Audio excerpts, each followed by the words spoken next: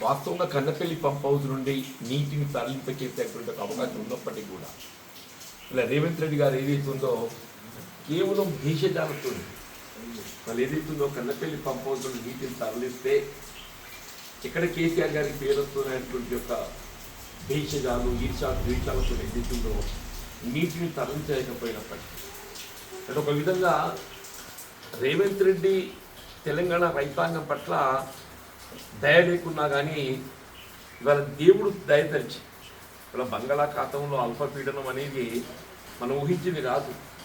ఈ ఎల్లినో పరిస్థితులలో ఏదైతుందో ఇవాళ బంగాళాఖాతం ఈ అల్పపీడనంతో ఈ వర్షాలు రావటం ఏదైతుందో రైతాంగానికి కొంత ఊరట కలిగిస్తుందని చెప్పాలి తప్పదు. ఇవాళ ఖరీఫ్ పంట సాగు ఏదైతుందో ప్రశ్నార్థకమైపోయింది. అసలు ఏం చేయటము ఏంటి తోయిన పరిస్థితుల్లో రైతాంగం ఉంటే ఇవాళ ఈ అల్పపీడనం దేవుడు దయతలిచి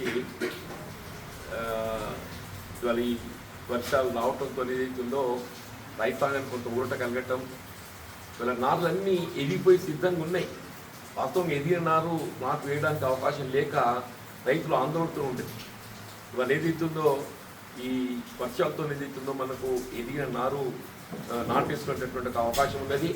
ఒకటే రేవంత్ రెడ్డి గారు ఇప్పటికైనా చెప్పంటున్నా, నిన్నటి వరకు పరిస్థితి ఏ విధంగా ఉన్నా కానీ ఇవాళ పరిస్థితులలో ఒకటి విద్యుత్తు సమస్య ఉత్పన్నం కాకుండా,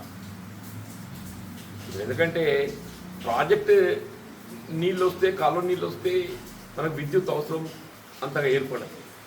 ఇలా ప్రాజెక్టు కాలువ నీళ్లు రాలినప్పుడు ఏదైతుందో ఇలా బావులపై ఆధారపడి మనం సాగు కొనసాగుతుంది. కాబట్టి విద్యుత్ మాత్రం ఏదైతుందో గతంలో ఏ విధంగానే అప్పుడు కేసీఆర్ గారు ముఖ్యమంత్రి ఉన్నాక 24 గంటల విద్యుత్ ఇచ్చి రైతాంగాన్ని తోడు నిలవడం జరిగిందో ఇప్పుడు విద్యుత్ అంతరాయం లేకుండా 24 గంటల విద్యుత్ ఒకటి మీద అందింపచేయాలి. రెండవది ఏదైతుందో ఈ ఫర్టిలైజర్ ఏదైతే ఎరువులు ముఖ్యంగా అడుగు మంది ఏదైతున్నదో మనకు 2020 ఏదైతుందో బహుశా నేను అనుకుంటా 1900 రూపాయలు పోయినట్టు అడుగు మంది 2020 2150.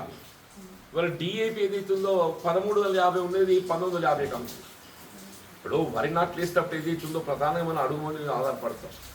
ఇవాళ అడుగు మంది ఏదైతున్నదో ఇవాళ కొరత లేకుండా డిఏపి బ్లాక్ కాకుండా ఆ 1350కి ఏదైతుందో అందరికి అందుబాటులో ఉండే విధంగా అట్లా 2020 కల్పించడంతో పాటుగా ఈ యూరియా యాప్ కూడా ఇప్పటికైనా ఏదైతుందో తొలగించాయి.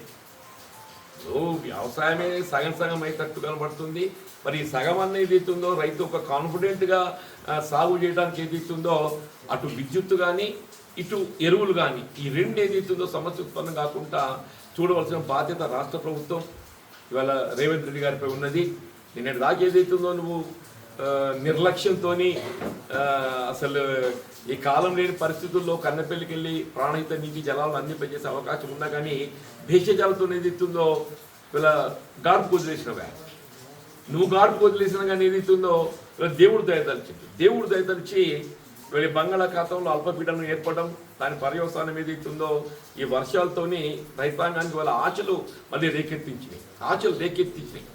ఎక్కడికెక్కడ ఏదైతే సాగు కొరకు ఏదైతుందో ముందుకు పోయేటువంటి పరిస్థితి కలుగుతున్నందుకు తప్పకుండా ఈ రెండు సమస్యలు విద్యుత్తే కానీ ఫర్టిలైజర్ ఎరువులకు సంబంధించి అడుగు మందు కానీ యూరియా కానీ ఇవి ఏ విధమైనటువంటి సమస్య ఉత్పన్నం కాకుండా పూర్తి స్థాయిలో కల్పింపజేయడానికి చర్యలు చేపట్టాలని చెప్పి డిమాండ్ చేస్తాం.